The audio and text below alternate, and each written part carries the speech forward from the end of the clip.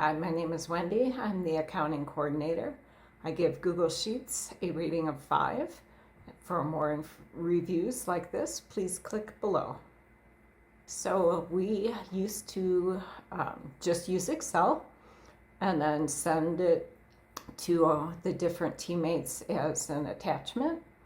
And that was how we got around being able to edit and share, which is why we chose Google Sheets, and we did not look at any other products.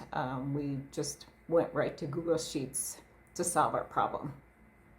So one of the best features of Google Sheets is being able to real-time share with your coworkers, and it solved a huge problem, time being the biggest problem.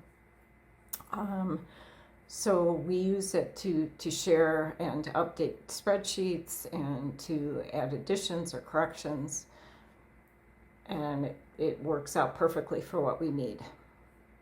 The integration process was almost seamless. I think once you know and can use Excel, integrating it into your daily work, being able to use it is very seamless. It's very easy. It's one extra click to share with somebody, so it's a very easy process.